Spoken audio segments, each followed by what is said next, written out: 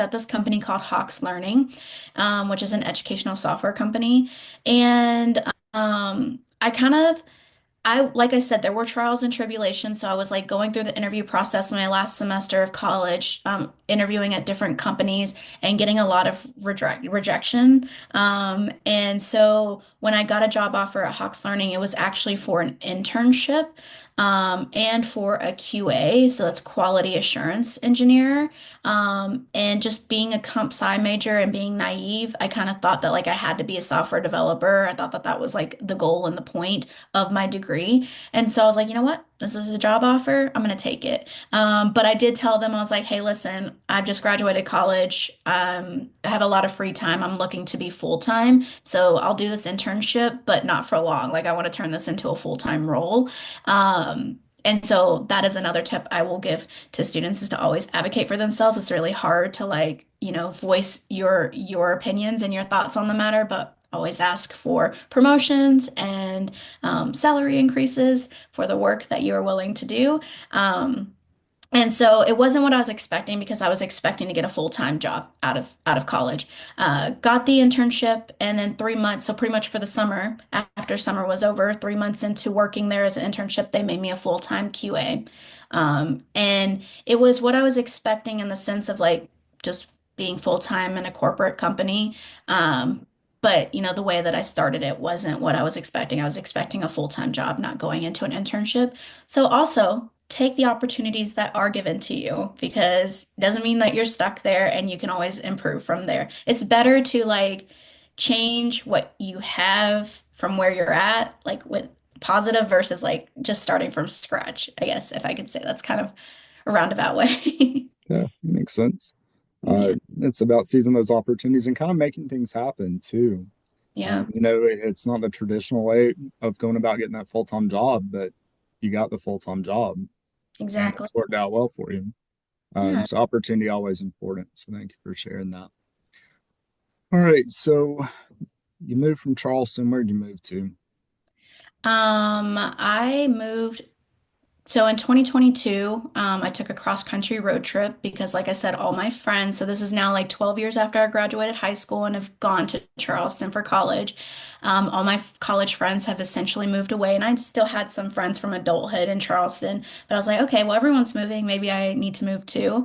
And my job, which was still at Hawks Learning, had now become remote because of the pandemic in 2020. And so I was like, okay, well, I can work from anywhere. And so pretty much the world is my oyster. And I didn't really know where I wanted to move to because I hadn't been to a lot of cities or a lot of states. And so in 2022, I just took this cross-country road trip from South Carolina to Washington, essentially, and over the course of 7 months, and just stayed in different cities, working remotely. And when I was in Colorado, which is where I was like, okay, I could see myself living here, I was going next to Seattle, Washington, which is where my grandparents live.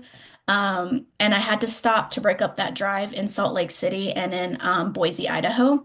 And those were just two stopping points. Like I was like, oh, I'll stop here, stay here for a week just because it's like on the route. And then I'll stop in Boise, stay there for a week, and then get to Seattle. And when I was in Salt Lake, I just really loved it here. It wasn't at all what I was expecting. I don't really know what I was expecting. I think I was expecting a lot of like desert and nothingness, maybe some like factories. I don't know. But it's really gorgeous here. And then I also during that week met my now fiance. And so ended up moving to Salt Lake City, and that's how I got here. Wow, that's some Yeah. story. Uh, Yeah. I did not see any of that coming, and it's great. I love every part of it. Yeah. Because again, it's opportunity and you're remote working, so it's not like you're having to take time off and get to Exactly. travel. And you never knew that Salt Lake City was what Salt Lake City was. Exactly. If So you can, to those students, whoever, like, if you can take the opportunity to travel, however you can do it, I definitely recommend. That way you can just see more of what's out there, more than outside of your city. I have a lot of friends, myself included, in high school. I'd only ever been to Myrtle, like I was only ever in that area. I didn't do a lot of traveling, and it's hard to see what's out there if you don't like put yourself out there. right, 100%. All right, last two questions, and I'll give you both questions. You can choose how you want to answer them. First question: what advice do you give the freshmen who are about to receive their acceptance letters to early college? Because they're coming. 3 weeks, those letters are going out. What advice do you give that freshman? Question two: what advice do you give the seniors? In 2 months, they're taking finals. Tech's finals this year are in April, which is crazy. Uh, but what advice do you give them? Yeah, so I think um for freshmen, enjoy these 4 years. Like I know that like even honestly for seniors as well, I think that when you're in it, life feels so stressful. You're like, okay, well, where am I going to go to college? That's so stressful. Or what am I going to do after high school, especially if we're talking about seniors, if I'm not doing college and trying to figure out that path.